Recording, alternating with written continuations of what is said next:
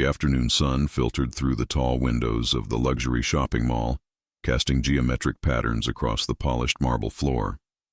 The air conditioning hummed softly, mixing with the distant murmur of voices and the occasional chime of cash registers. Marcus Rivera stood near the entrance of an upscale toy store, his hand gently clasping his daughter Emma's smaller one. At 3 feet 9 inches tall, Marcus was used to the stares, the double takes, the whispered conversations that followed him wherever he went.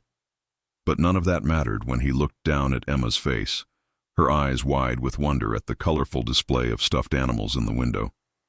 Emma was 7 years old, with her mother's dark curls and Marcus's warm brown eyes. She pointed excitedly at a large teddy bear wearing a red bow tie, bouncing on her toes. Marcus smiled, his heart swelling with the simple joy of making his daughter happy. It had been just the two of them for 3 years now, ever since Sarah had died in the car accident. The grief had been crushing, a weight that pressed down on his chest every morning when he woke up. But Emma had been his reason to keep going, to get out of bed, to face another day. They walked through the mall slowly, Emma chattering about her upcoming school play where she would be a sunflower in the garden scene. Marcus listened, really listened, the way he always did. His daughter's voice was music to him, every word a reminder of why he worked double shifts at the restaurant, why he carefully budgeted every dollar, why he never complained about the pain in his back or the exhaustion that settled into his bones. Near the fountain in the center of the mall, a crowd had gathered. Marcus could hear the buzz of excitement, the flash of cameras. Someone important must have been there. He wasn't particularly interested in celebrities or wealthy people. His world was small but full. Emma, his work, their tiny apartment with the leaky faucet he kept meaning to fix. But Emma tugged at his hand, curious about the commotion, and so they moved closer.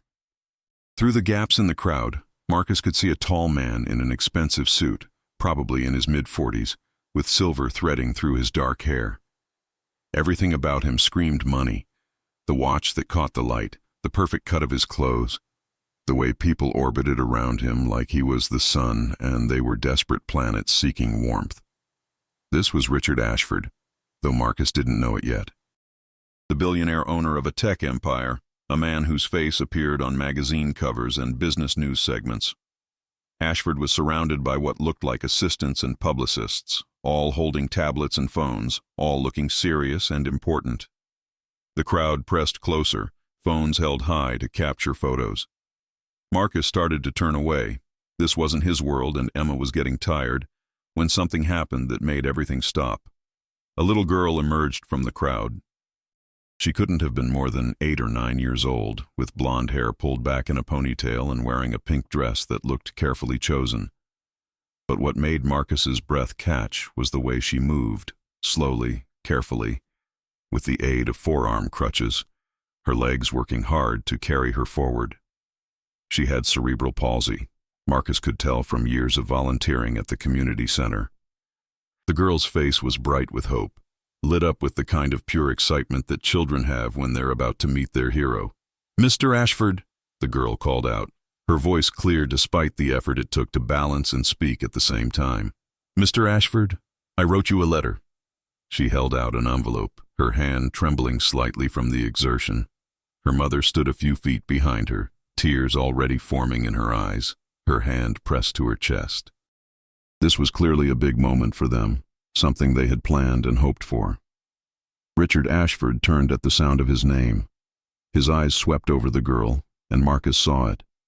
That flicker of calculation, that subtle shift in expression that most people might have missed.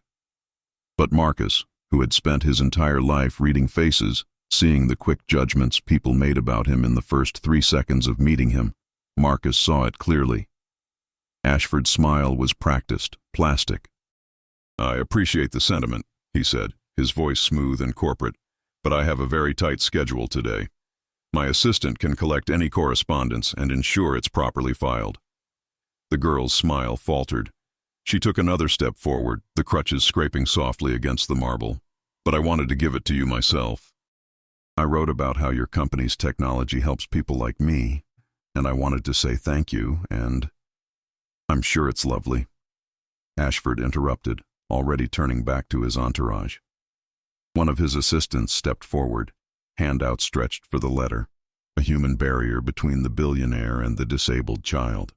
We receive thousands of letters. Each one is appreciated. The words were empty, hollow. The girl stood there, the envelope still in her hand, her face crumbling as she realized she wasn't going to get her moment.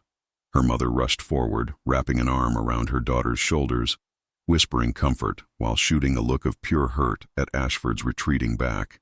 The crowd began to disperse, people tucking away their phones, the moment over. Some looked uncomfortable, others indifferent. The spectacle was done. Time to move on. But Marcus couldn't move. He stood frozen, Emma's hand still in his, watching the little girl cry into her mother's shoulder. He felt something crack open in his chest, something hot and fierce and protective. He knew that pain. He knew what it felt like to be dismissed, to be treated as less than, to have people look past you or through you like you weren't quite real, quite human enough to deserve basic dignity. Emma looked up at him, her young face troubled. "Daddy, why was that man mean to her?" Marcus swallowed hard. "I don't know, sweetheart. I don't know." He watched Ashford's group disappear into a private elevator, the doors sliding shut with a soft hiss.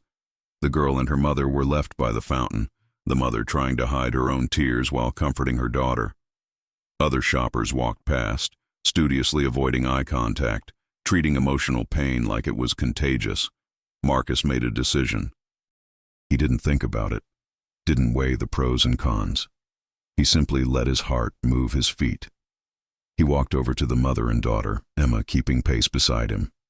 "Excuse me," Marcus said softly, and both the mother and daughter looked down at him. He was used to that too, people's gaze traveling downward to meet his eyes. "I'm Marcus, and this is my daughter Emma. I couldn't help but notice what happened, and I just wanted to say, your daughter is incredibly brave." The little girl wiped her eyes, sniffling. Up close, Marcus could see the intelligence in her face, the determination. This was a fighter. "I'm Sophie," the girl said quietly, "and this is my mom, Linda." Linda's eyes were red, but she managed a small smile. "Thank you. That means a lot. Sophie has been so excited about today. She's been working on that letter for weeks." Marcus nodded, his own eyes stinging. Emma had moved closer to Sophie, her natural friendliness breaking through the sadness of the moment. "What does your letter say?" Emma asked with the blunt curiosity of childhood. Sophie looked at the envelope in her hand, then back at Emma. "It talks about how Mr. Ashford's company made special technology that helps me use a computer at school. There's this program that learns how I move and makes everything easier. I wanted to tell him thank you because now I can do all my homework like the other kids, and I can even make art on the computer. I painted a picture of the ocean." Her voice grew stronger as she talked about her accomplishments, the tears drying on her cheeks. "That sounds amazing," Marcus said genuinely. "You know what? A letter that good shouldn't be filed away by some assistant. It deserves to be seen." Linda shook her head sadly. "It's okay. We shouldn't have expected anything different. People like us, we don't get moments with people like him." Something in Marcus rebelled against that statement. Why not? What makes him more deserving of respect than your daughter, than any of us? He looked at the envelope in Sophie's hand, then up at Linda. "Do you mind if I take a photo of Sophie holding the letter? With your permission, of course." Linda looked confused. "Why?" "Because," Marcus said, his mind racing now, ideas forming, "this story deserves to be told. Not everyone out there thinks kindness is a luxury. Some of us know it's a necessity." Linda hesitated, then nodded. Marcus pulled out his old smartphone. The screen cracked from a drop last month. He knelt down, not far, given his height, to be at Sophie's level. "Hold up your letter, sweetheart. Let's show the world what courage looks like." Sophie raised the envelope, and despite everything, she smiled. It was a wobbly, uncertain smile, but it was real. Marcus snapped the photo, then showed it to Linda and Sophie. In the image, Sophie's determination shone through. The letter held proudly in front of her, the fountain sparkle in the background. That night, after Marcus had tucked Emma into bed and kissed her forehead, after he'd read her favorite story about the brave little mouse, he sat at their tiny kitchen table with his laptop, a refurbished model he'd bought 3 years ago. The kitchen light buzzed faintly, and the neighbor's TV provided a muffled soundtrack through the thin walls. Marcus wasn't on social media much. He had a Facebook account he barely checked, mostly filled with photos of Emma and updates from the few family members he stayed in touch with. But tonight, he opened it and stared at the photo he'd taken of Sophie. He began to type. Today I watched a billionaire reject a disabled child. I watched a little girl named Sophie, who uses crutches to walk, approach a man she admired with a thank you letter she'd worked on for weeks. I watched that man dismiss her without even taking the time to look her in the eyes. I watched Sophie's heart break in real time while a crowd of people did nothing. My name is Marcus Rivera. I'm 3 feet 9 inches tall. I'm a single dad working as a line cook at a diner downtown. I'm not rich. I'm not famous. I can't buy my daughter everything she wants, but I can teach her that kindness costs nothing and means everything. Sophie wanted to thank Richard Ashford for technology his company created that helps her learn. She wanted a moment of his time. She deserved that moment. Every child deserves to be seen, to be heard, to be valued. Height doesn't determine worth. Wealth doesn't determine character. The ability to walk without assistance doesn't determine the size of a person's heart. I'm sharing this because I want Sophie to know that she matters. I want every kid who's ever been dismissed, overlooked, or treated as less than to know that they matter. We see you. We value you. Your voice counts. He attached the photo and hit post, then closed the laptop and went to bed. He didn't expect anything to come of it. It was just something he needed to do, needed to say. But the internet has a way of surprising people. Marcus woke up to his phone buzzing incessantly. At first he thought it was his alarm, but when he grabbed it from the nightstand, bleary-eyed, he saw notification after notification. His post had been shared hundreds of times, then thousands. By the time he got Emma ready for school and himself ready for his morning shift, it had been shared tens of thousands of times. The comments were overwhelming. People sharing their own stories of discrimination, of being dismissed, of moments when someone's cruelty had cut deep. But more than that, people were sharing stories of kindness, of the times someone had seen them when they felt invisible. News outlets picked up the story. By afternoon, it was on local news. By evening, it had gone national. Billionaire rejects disabled child competed with single father's powerful message in headlines across the country. Marcus's phone rang constantly. Reporters wanted interviews. Strangers wanted to help. His boss at the diner, a gruff man named Tony, who had a soft spot he tried to hide, told him to take whatever time he needed. You're doing something important here, Marcus. Go do it. Through all of this, Marcus kept thinking about Sophie. He called Linda, got her permission to share her contact information with a few legitimate organizations that wanted to help. Within days, Sophie had been offered scholarships, therapy programs, and support groups. But more importantly, she'd received thousands of messages from people telling her that she mattered, that her letter mattered, that her voice had been heard. Richard Ashford's company, meanwhile, was facing a public relations nightmare. The video someone had taken of the interaction had surfaced, and watching it was even worse than Marcus's description. Ashford's dismissiveness was clear, the calculation in his eyes impossible to deny. His company's stock took a hit. Advertisers pulled back. The board of directors called emergency meetings. 2 weeks after the incident, Marcus received a call from an unknown number. He almost didn't answer. There had been so many strange calls. But something made him pick up. Mr. Rivera? This is Amanda Chen. I'm the Director of Public Relations for Ashford Technologies. Mr. Ashford would like to meet with you and Sophie, if you're willing. Marcus's first instinct was to say no. What could Ashford possibly have to say that would matter? But then he thought about Sophie, about the possibility of closure, of making something positive come from pain. I'll talk to Sophie's mother, Marcus said carefully. If she agrees, I'll be there. But this is about Sophie, not about salvaging his reputation. I understand, Amanda said, and she sounded genuine. I'll be in touch. The meeting was set for the following Saturday at a neutral location, a community center where Sophie did physical therapy. Marcus appreciated that detail. Ashford would have to come to them, to their world, rather than summoning them to some corporate tower. Marcus arrived early with Emma. Sophie and Linda were already there, Sophie wearing a blue dress and looking both excited and nervous. Emma immediately went to her.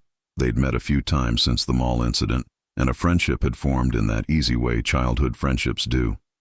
When Richard Ashford walked in, he looked different than he had at the mall. There was no entourage, no assistants forming a human shield. He wore slacks and a simple button-down shirt, and his face was drawn, tired. He looked like a man who hadn't been sleeping well. He saw them and stopped, seemingly uncertain for the first time in his life. Amanda Chen stood behind him, watching carefully. Marcus stood up, his full height bringing him to about Ashford's waist. He walked forward and Ashford's gaze dropped down to meet his eyes. For a moment, they just looked at each other, the dwarf single father who'd worked double shifts his whole life, and the billionaire who'd never known what it meant to struggle. "Thank you for coming," Marcus said quietly. "For Sophie's sake." Ashford nodded. He looked past Marcus to where Sophie sat with her mother, and Marcus saw something in the man's face that hadn't been there before. Shame, maybe, regret, something human. "Sophie," Ashford said, walking over and then doing something that surprised everyone. He knelt down, putting himself at her eye level. His expensive slacks pressed against the worn linoleum floor. "I owe you an apology. A real one." Sophie looked at her mother, then back at Ashford. "Okay," she said carefully. "I was cruel to you," Ashford continued, and his voice cracked slightly. "I dismissed you. I treated you like you didn't matter, like your feelings didn't matter, and that was wrong.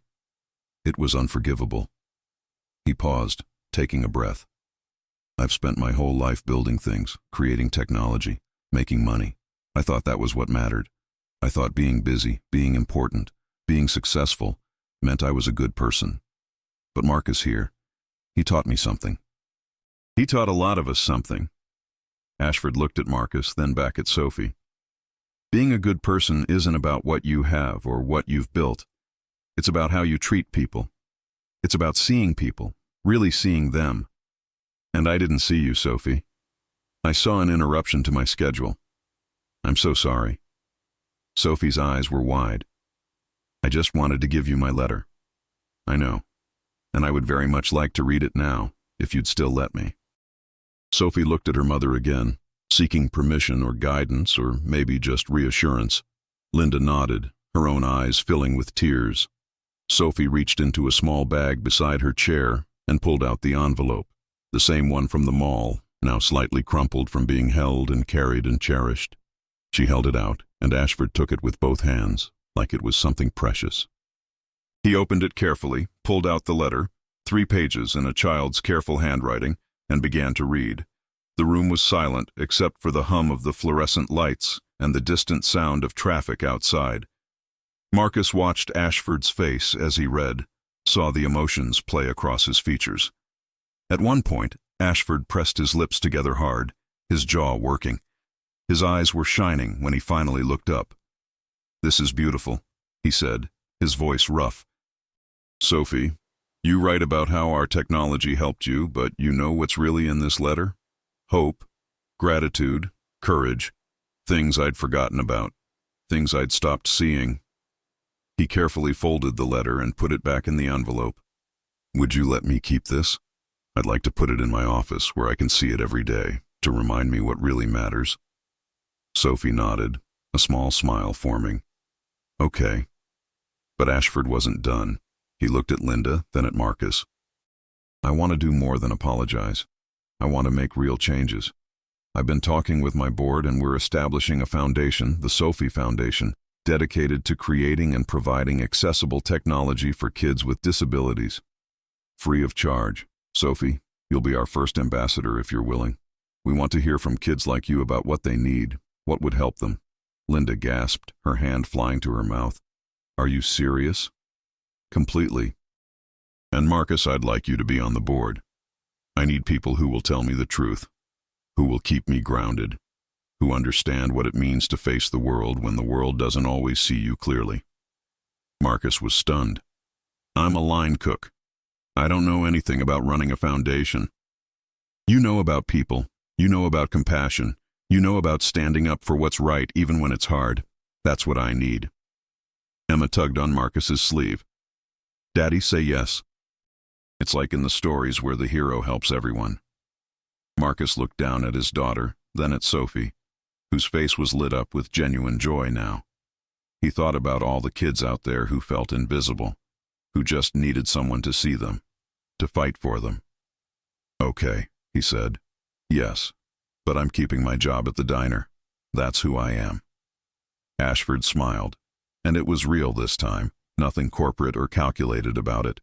I wouldn't expect anything else. Over the following months, Marcus watched the foundation take shape.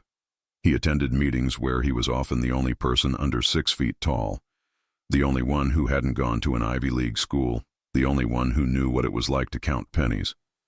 But his voice mattered there.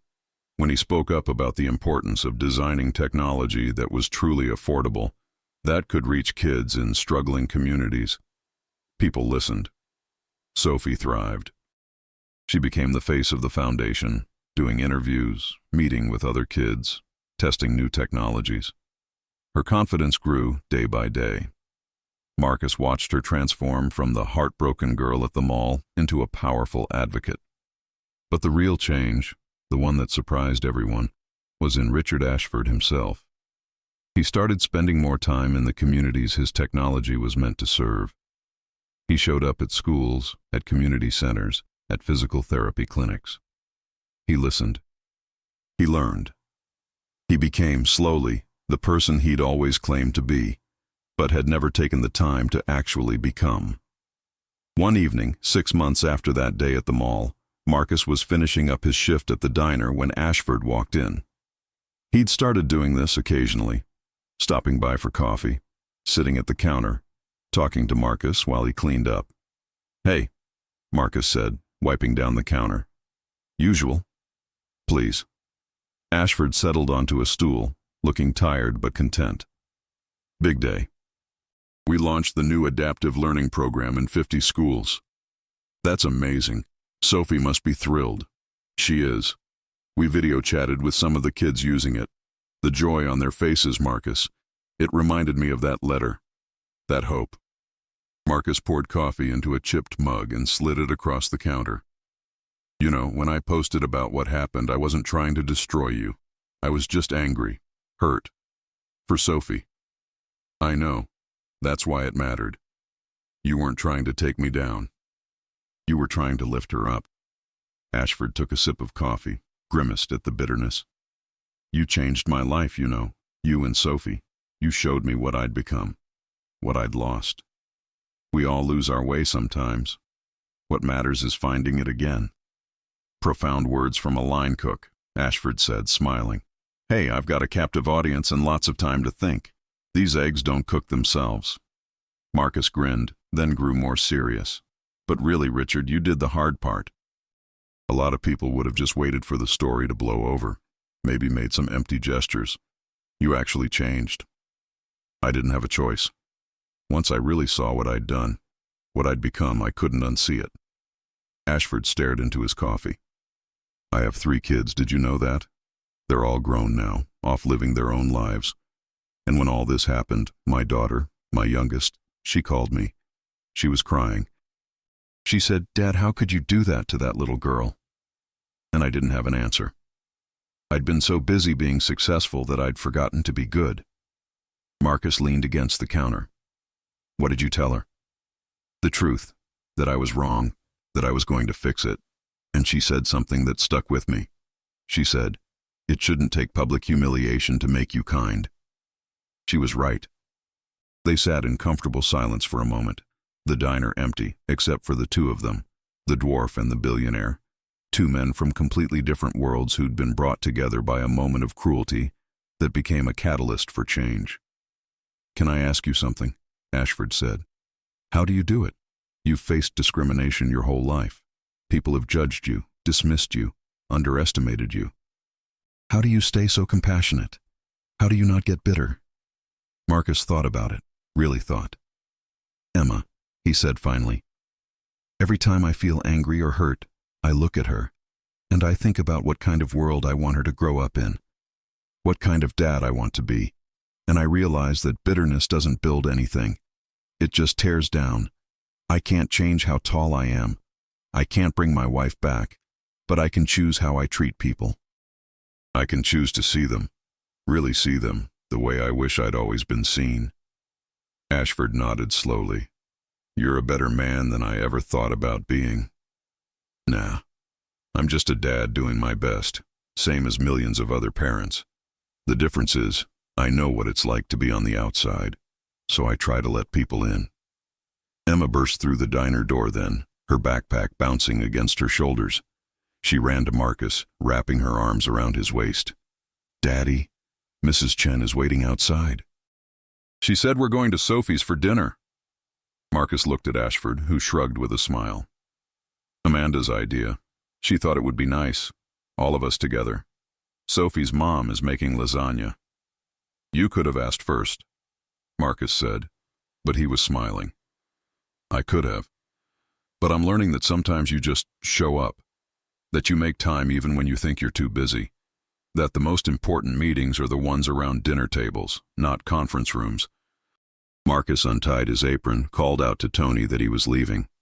Tony waved from the kitchen, grumbling something about young people and their social lives, but his eyes were kind. They all piled into Ashford's car, a nice sedan, not the limousine he probably owned, and drove to the modest apartment building where Sophie and her mother lived.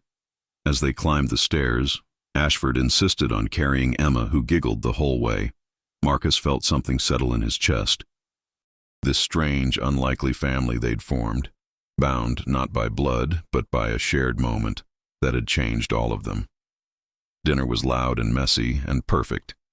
Sophie demonstrated her latest school project, a digital art piece of butterflies that she'd created using the adaptive technology. Emma and Sophie played together like sisters, their laughter filling the small apartment. The adults sat around the table, sharing stories, making plans for the foundation, talking about everything and nothing. At one point, Linda raised her glass of wine. "I'd like to make a toast to Marcus for seeing Sophie when she felt invisible, to Richard for having the courage to change, and to Sophie for teaching us all what real strength looks like." They clinked glasses, even Emma and Sophie with their juice cups, and Marcus felt tears prick his eyes. He'd spent so much of his life feeling small, feeling overlooked, but here, in this moment, surrounded by these people, he felt enormous. Not in size, but in purpose, in love, in the understanding that sometimes the biggest changes come from the smallest acts of kindness. The Sophie Foundation grew beyond anyone's expectations. Within a year, it had partnered with schools across the country, providing accessible technology to thousands of children. Sophie became a voice for kids with disabilities, testifying before Congress, speaking at conferences, showing the world that different doesn't mean less. Marcus continued working at the diner. He'd meant what he said about that being who he was, but he also spent time at the foundation, making sure that it stayed true to its mission. He reviewed every program, every initiative, asking the question that became the foundation's unofficial motto: does this help? Really help? Richard Ashford's company flourished too, but in a different way. The focus shifted from pure profit to purpose. The employees noticed. The culture changed. It became a place where people felt valued, where their ideas mattered regardless of their position or their appearance or their background. Emma and Sophie remained best friends. Marcus would watch them together, his daughter and this brave girl who'd been rejected by someone too blind to see her worth. And he'd marvel at the way friendship could heal, could transcend, could build bridges between worlds. One day, 2 years after the incident at the mall, Marcus received a call from a publisher. They wanted him to write a book, his story, Sophie's story, the story of how a moment of cruelty had been transformed into a movement of compassion. Marcus was hesitant. He wasn't a writer. He was just a dad, a cook, a guy who tried to do right by people. But Sophie convinced him. "You have to tell it," she said during one of their regular video chats, "because there are other kids out there who feel invisible, other people who think they don't matter. They need to know that one person speaking up can change everything." So Marcus wrote the book. It took him a year, writing late at night after Emma was asleep, pecking away at his laptop at the kitchen table. The words came slowly at first, then faster, like a dam breaking. He wrote about his childhood, about the bullying and the discrimination and the isolation. He wrote about meeting Sarah, about falling in love, about the joy of becoming a father, and the devastation of losing his wife. He wrote about that day at the mall, about seeing Sophie's hope crumble, about the fury and compassion that had driven him to act. But mostly, he wrote about change, about how people can grow, can learn, can become better versions of themselves if given the chance. He wrote about Richard Ashford's transformation from dismissive billionaire to genuine advocate. He wrote about Sophie's journey from a rejected little girl to a powerful voice for change. He wrote about his own evolution from a grieving widower just trying to survive to someone who'd found purpose in lifting others up. The book, titled The Heart That Sees Beyond, became a bestseller. Not because it was written with literary brilliance. Marcus would be the first to admit his prose was simple, straightforward, but because it was honest, raw, real. People saw themselves in it. The overlooked, the dismissed, the underestimated. They all found pieces of their story in Marcus's words. Schools started using it to teach empathy. Companies used it in sensitivity training. Parents read it with their children, using it as a starting point for conversations about kindness, about seeing beyond surfaces, about standing up for those who couldn't always stand up for themselves. Marcus went on a book tour, appearing at libraries and community centers and small bookstores. He didn't do the big venues, the glitzy events. He went where regular people could come, could talk to him, could share their own stories. And they did. Hours after each reading, people would line up, waiting to tell Marcus about the times they'd felt invisible, about the people who'd seen them anyway, about the difference one moment of compassion had made in their lives. At every stop, Marcus carried the same message. You matter, your voice counts, and sometimes the smallest person in the room has the biggest heart. The foundation continued to expand, reaching more and more children every year. Sophie graduated from high school with honors, giving a valedictorian speech that went viral. She talked about that day at the mall, about how rejection had almost broken her, but how Marcus's kindness had helped her stand back up. She announced her intention to study computer science and rehabilitation therapy, to continue the work of making technology accessible to everyone. Richard Ashford stood in the audience that day, tears streaming down his face. Later, at the graduation party Sophie's mother threw, he pulled Marcus aside. "I've been thinking," Ashford said, "about that day, about how close I came to missing all of this, all these people whose lives have changed because you decided to speak up.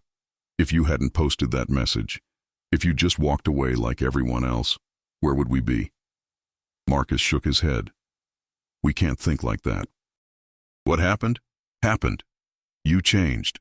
That's what matters." "But why? Why did you bother?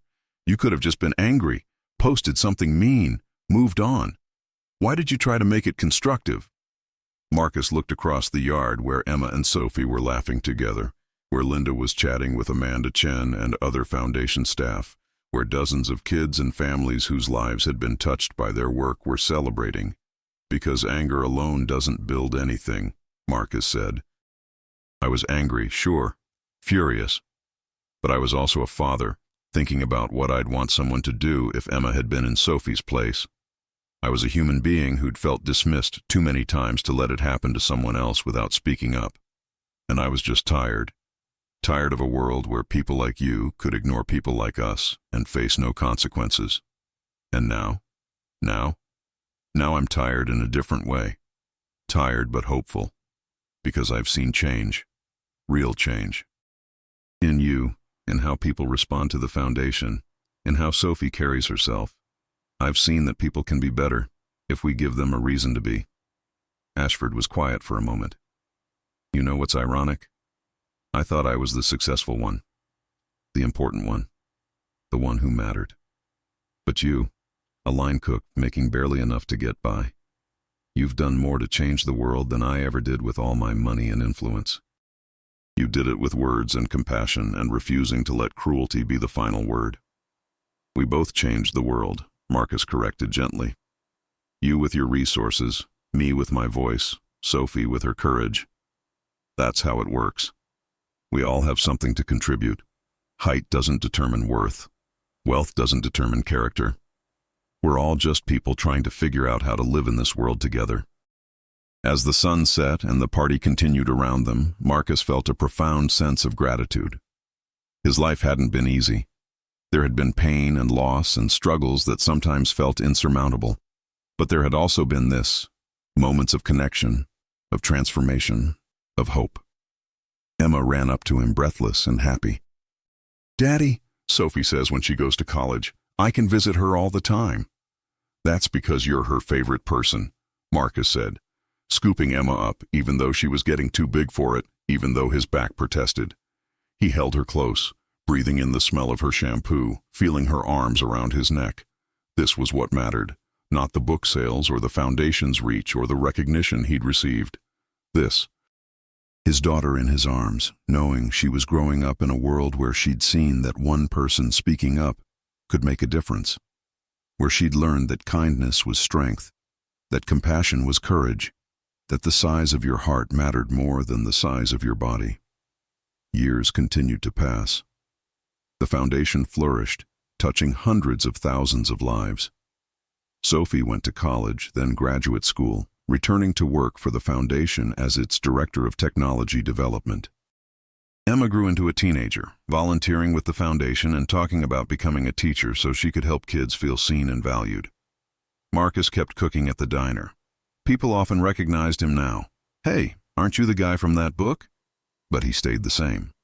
Same cracked phone, same small apartment, same careful budgeting. The royalties from the book went into Emma's college fund and to various charities. He didn't need much for himself. On the 5th anniversary of that day at the mall, the foundation held a gala, a fancy event in a hotel ballroom, something Marcus normally would have avoided. But this was important. This was celebration of how far they'd all come. Marcus wore a suit that had been tailored to fit him properly, a gift from Richard, who'd learned that kindness sometimes meant practical gestures. He stood in that ballroom, surrounded by people who'd been helped by the foundation, by donors and advocates and dreamers, and he felt overwhelmed by the beauty of it all. Sophie took the stage to speak, and the room fell silent. She was 22 now, confident and poised, but when she talked about that day at the mall, her voice still cracked with emotion. "I wanted to give a man a letter," she said. "A simple thank you, and he rejected me. In that moment, tentar novamente est continuari felt invisible. I felt like I didn't matter, like kids like me would always be dismissed by people who thought they were too important to care. But then a man I'd never met, a line cook who was working a double shift and probably exhausted, saw me, really saw me. Marcus Rivera didn't just feel sorry for me. He got angry on my behalf.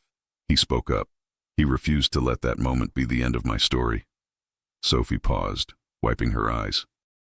The entire room was silent, hundreds of people holding their breath. Marcus taught me something that day. He taught me that you don't have to be big to be powerful. You don't have to be wealthy to make a difference.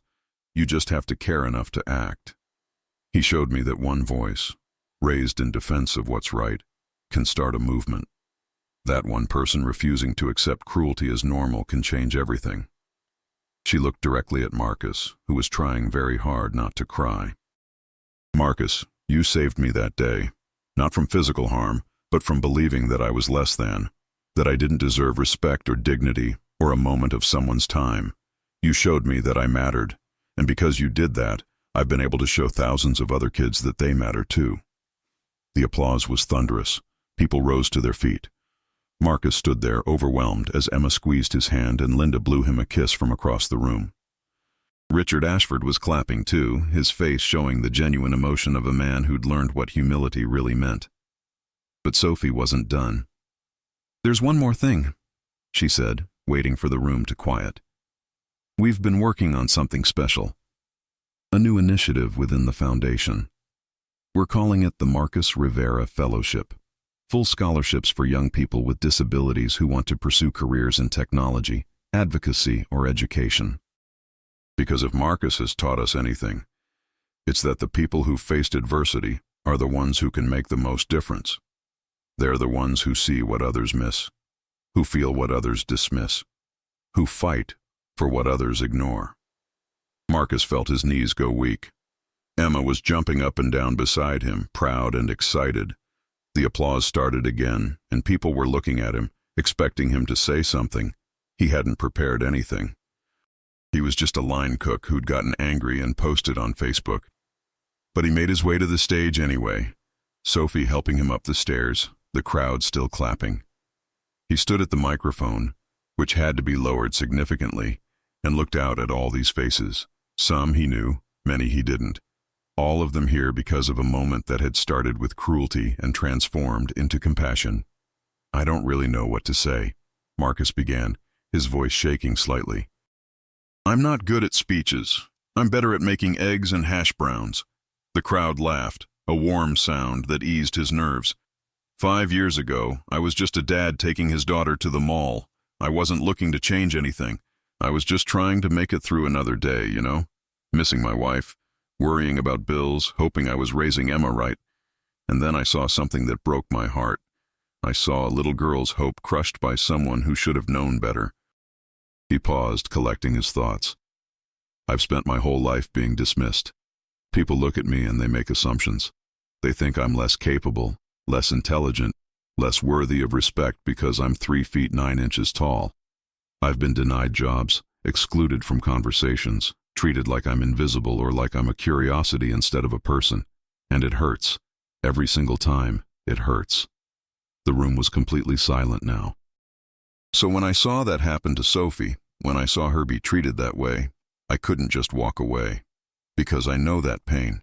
I know what it does to you, how it makes you question yourself, how it makes you feel small in ways that have nothing to do with height. And I thought, no, not her. Not this brave girl who just wanted to say thank you. I won't let this be the end of her story.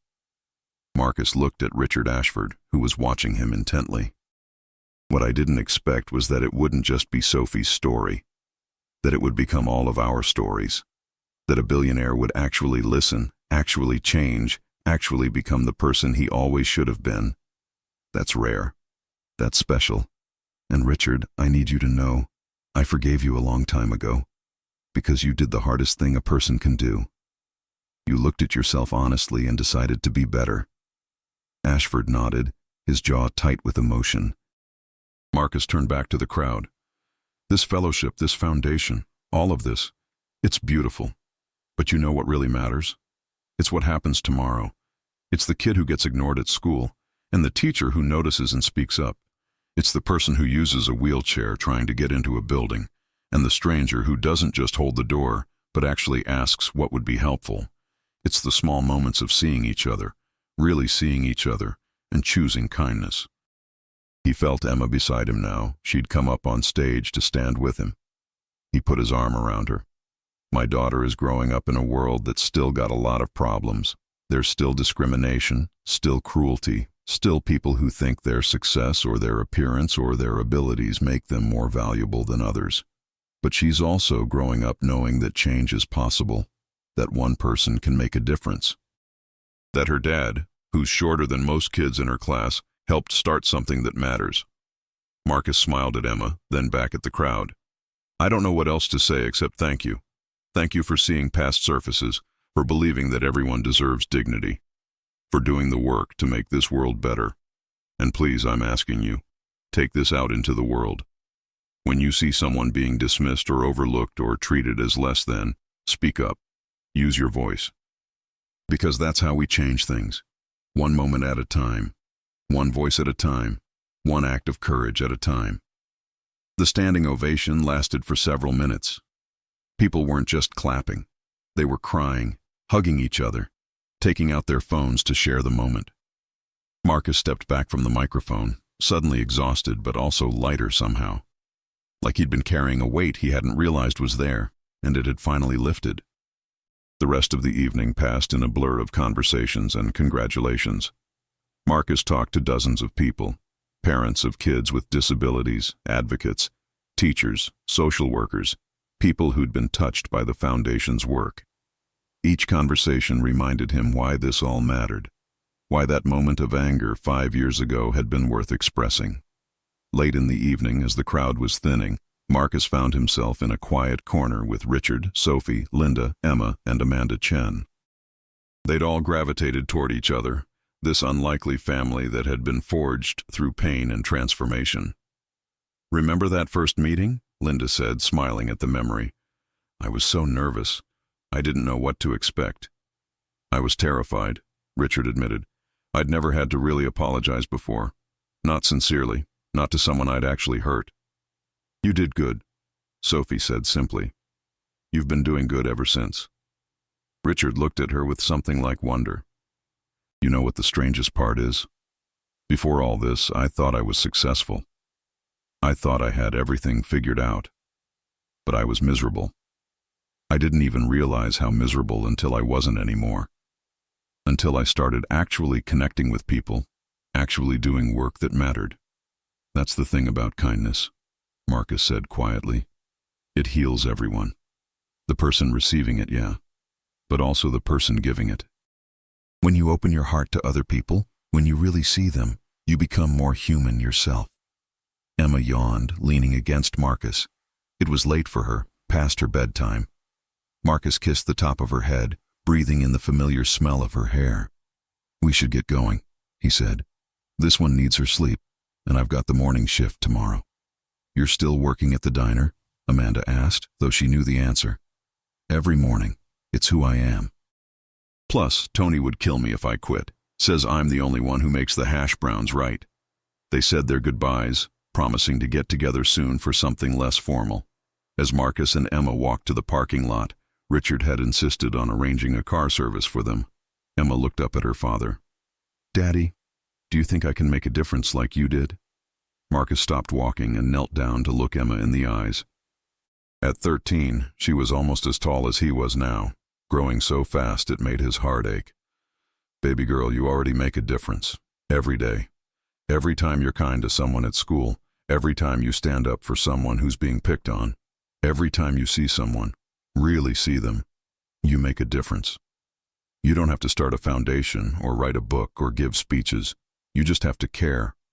That's all any of us can do. Care and act on that caring." Emma hugged him tight. "I love you, Daddy. I love you too, sweetheart, more than anything in this world." They drove home through the quiet city streets, Emma falling asleep against the window. Marcus looked out at the lights, at the city he'd lived in his whole life, and thought about how strange and beautiful life could be. How a moment of witnessing cruelty could lead to all of this. How pain could transform into purpose. How the smallest person in a room could end up changing so many lives. The years continued to flow like water. Emma graduated high school, went to college to study education just like she'd always planned. She volunteered with the foundation throughout her college years, working directly with kids, showing them that they mattered, that their voices counted. She had her father's heart, big and generous and fierce in its protection of the vulnerable. Sophie's work with the foundation revolutionized accessible technology. The programs she helped develop were being used in schools across the world now, helping hundreds of thousands of children access education in ways that worked for their unique needs. She was invited to speak at conferences, to consult with governments, to advise tech companies on accessibility. But she never forgot where she came from, never lost the humility of that little girl who just wanted to say thank you. Marcus kept cooking. He became something of a local legend, the line cook who'd changed the world from behind a diner counter. People came from all over just to eat at Tony's place, to maybe catch a glimpse of Marcus, to tell him how his story had affected them. Marcus was always gracious, always kind, but he never let it go to his head. He was still just a dad, still just a guy trying to do right by people. Richard Ashford retired from active management of his company, dedicating himself full-time to the foundation and to other charitable work.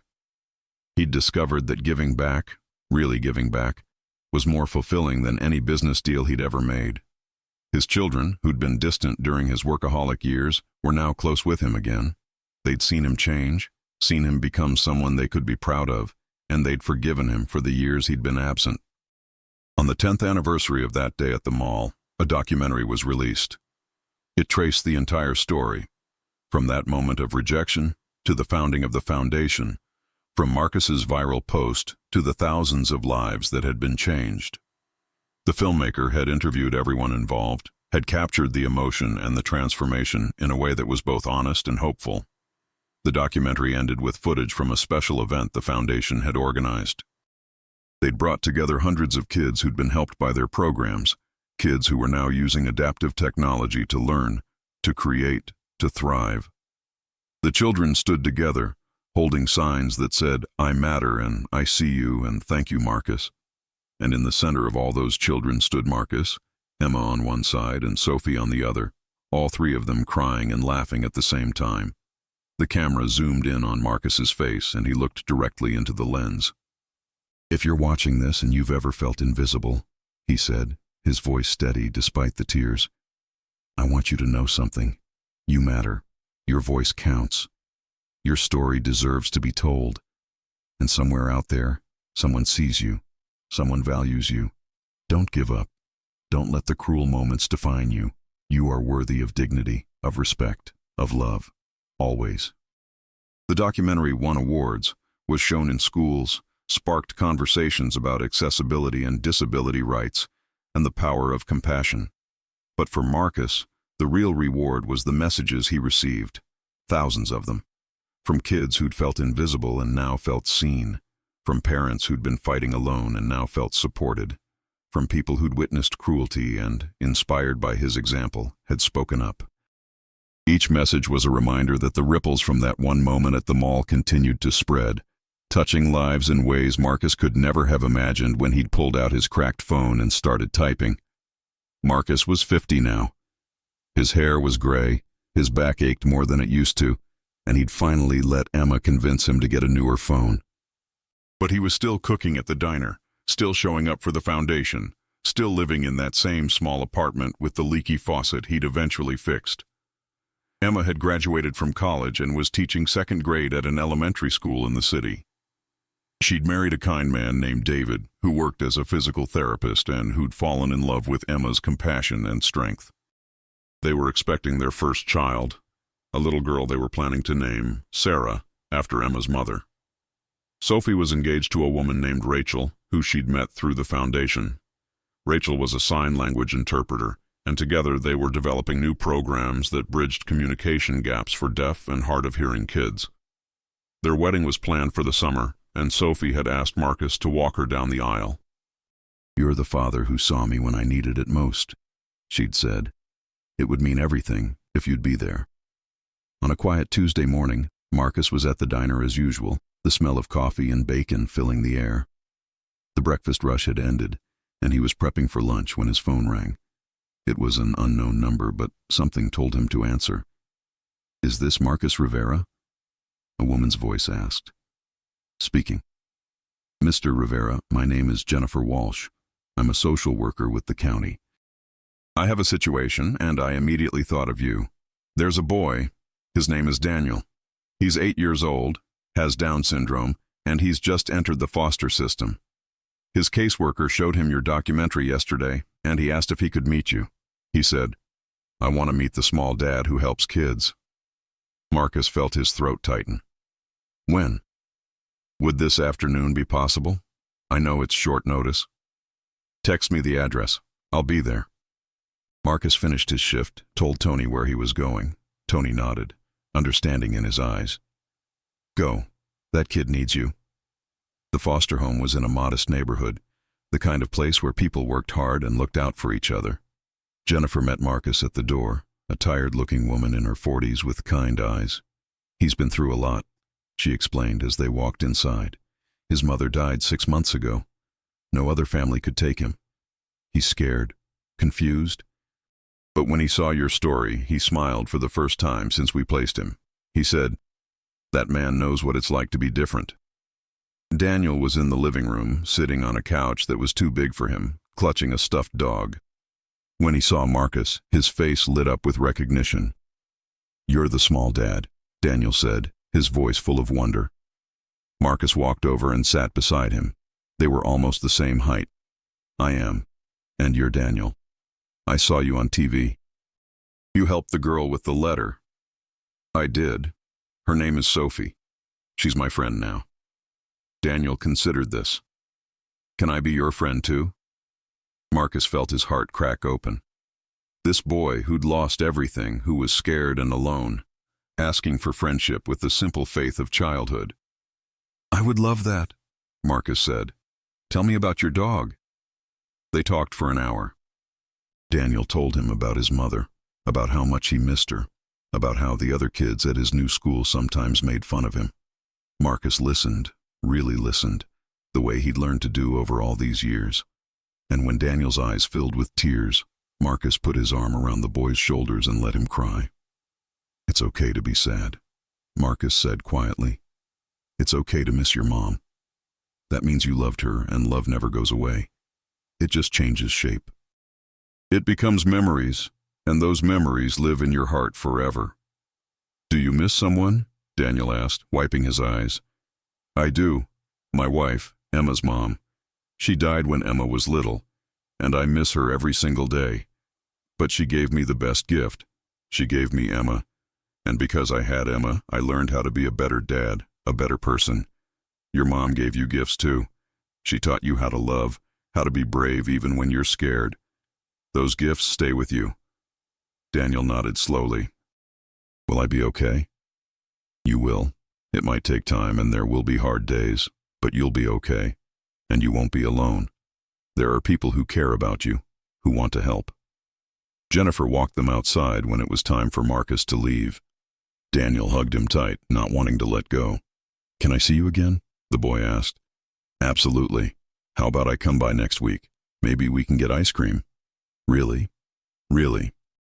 As Marcus drove home, he thought about that little boy, about all the children out there who felt different, who felt alone, who just needed someone to see them. The work was never done. There would always be more kids like Sophie, like Daniel, like Marcus himself had been. But there would also always be people willing to help, willing to see, willing to care. That evening, Marcus video called Emma to tell her about Daniel. She listened with her mother's compassion and her father's fierce protective instinct. "We should help him," she said immediately. "What does he need?" "Right now, a friend, someone who shows up. Then that's what we'll be. David and I can come with you next week. We can introduce him to Sophie, to the foundation. He doesn't have to do this alone." Marcus smiled at his daughter through the screen. "When did you get so wise?" "I learned from the best," she said simply.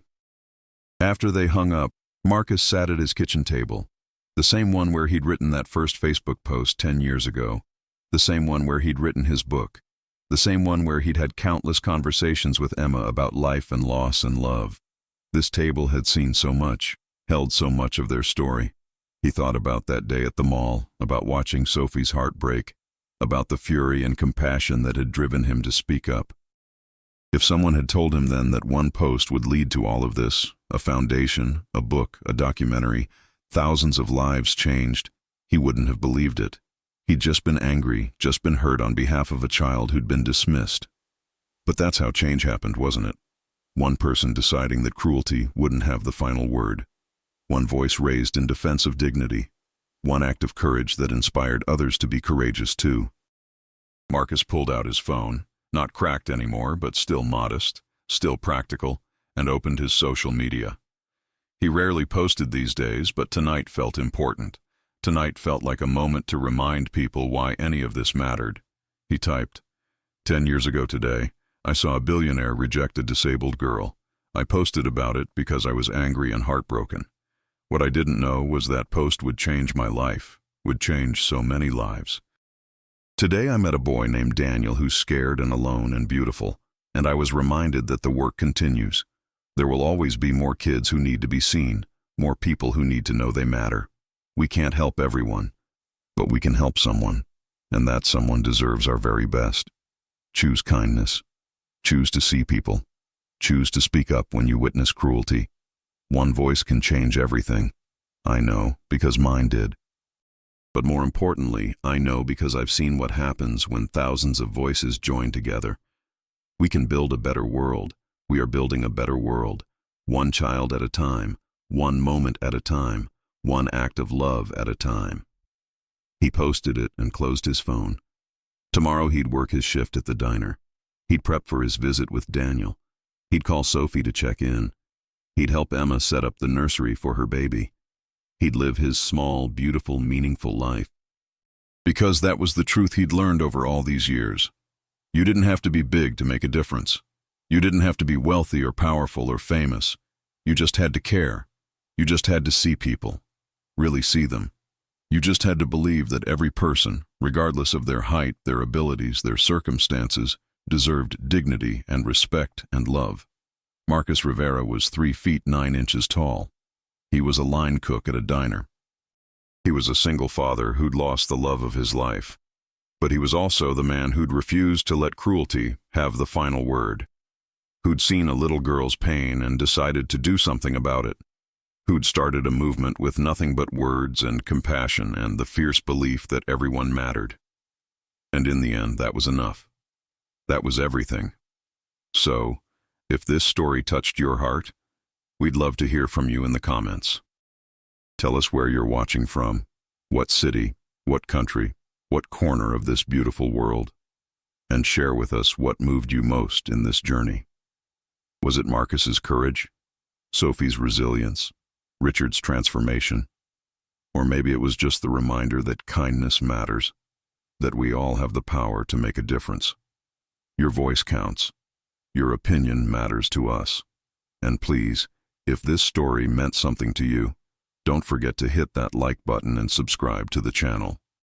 It helps us continue bringing stories like this to you, stories about real people, real struggles, and the extraordinary power of ordinary compassion. Thank you for being here. Thank you for caring. And remember, you don't have to be big to have a big heart. You just have to choose to see people, really see them. Until next time, keep spreading kindness. The world needs it now more than ever.